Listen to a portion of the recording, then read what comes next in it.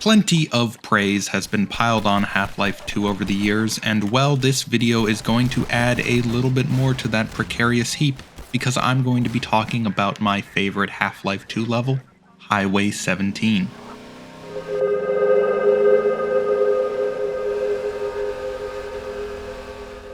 If you're unfamiliar with Half-Life 2, it's the beloved sequel to the already beloved Half-Life, where you play as Gordon Freeman, a former theoretical physicist attempting to fix some mistakes from his last experiment. My God, what are you doing? Taking place about 20 years after the previous games, you wake up and find that the Earth has fallen under the control of an interdimensional dictatorship. Luckily, you meet up with some old colleagues, and with their help you might just be able to free Earth from the clutches of these fascist alien overlords. Highway 17 marks about the middle point of Half-Life 2. I often say this, but the middle is always the best part of any game. The beginning is awkward because you're still learning the mechanics, and the ending is bittersweet. But in between, that's where the suspension of disbelief kicks in, the controls start feeling like an extension of your body, and you really get lost in the world of the game. Later, when I look back at a game, it's always the middle that I think of most fondly. So to set the stage for Highway 17, having fought your way through cop-infested canals and a zombie-ridden company town, you must now take a road along the ocean to reach the prison where you will rescue fellow scientist-turned-rebel, Eli Vance. Up to this point, the game has been a claustrophobic fight through sewers, canals, cramped apartments, and narrow rail yards. But just as you're given the keys to a brand new dune buggy, the game opens up into a landscape of abandoned houses and lonely vistas.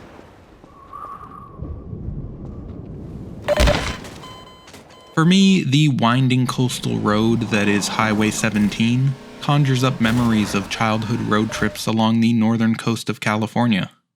When I was younger, I thought that this part of Half-Life 2 took place on the Shoreline Highway, somewhere between the Golden Gate Bridge and Fort Bragg. But apparently the game is set in Eastern Europe, where they also have roads and coastlines. I guess that combination is more common than I thought, but I digress. So, besides my own personal nostalgia, what makes this chapter of Half-Life 2 so memorable?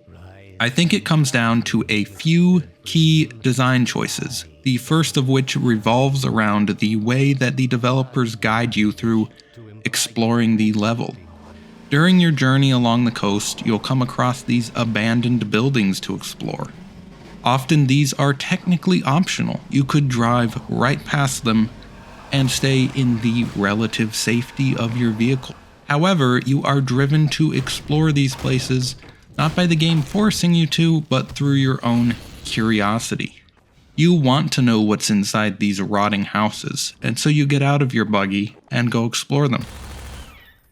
Your first time playing through the game, there's a lot of tension when you're entering each of the houses, which can often contain some of the tougher enemies in the game, like the poison head crab zombie.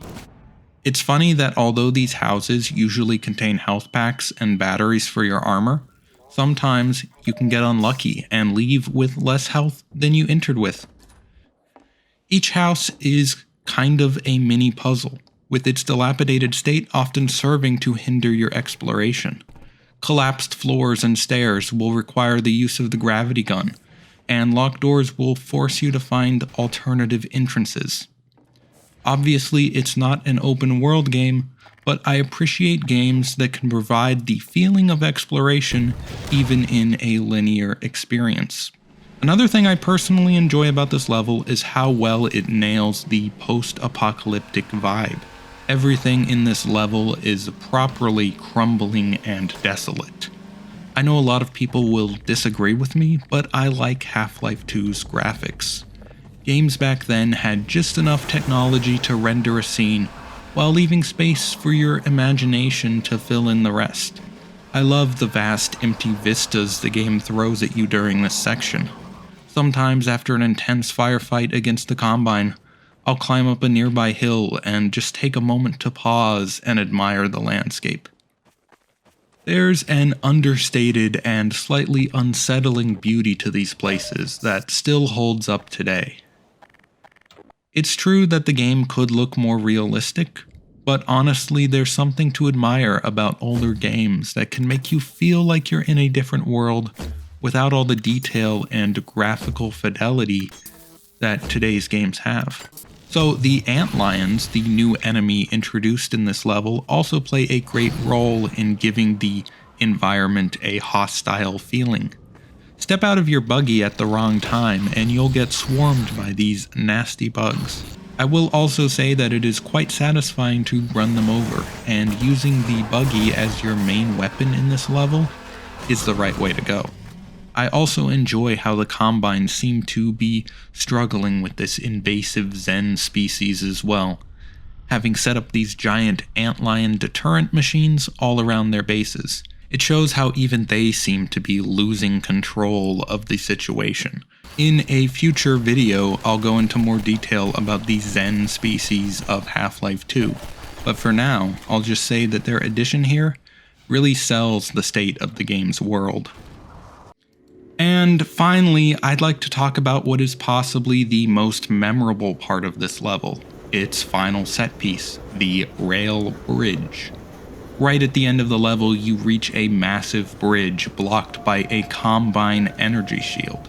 In order to move forward in your vehicle, you must fight your way along the underside of the bridge and shut off the power.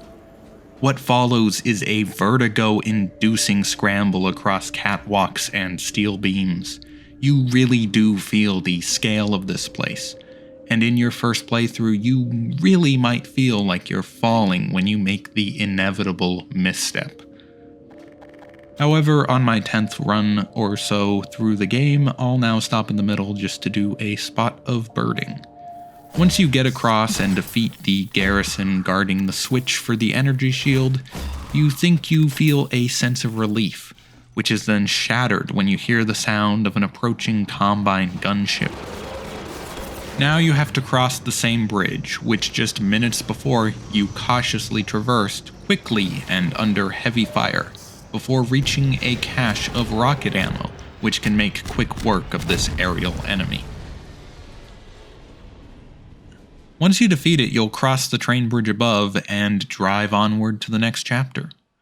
For some reason, I remember the Highway 17 chapter covering the entire road trip along the coast, but apparently some of the driving takes place in the next chapter as well.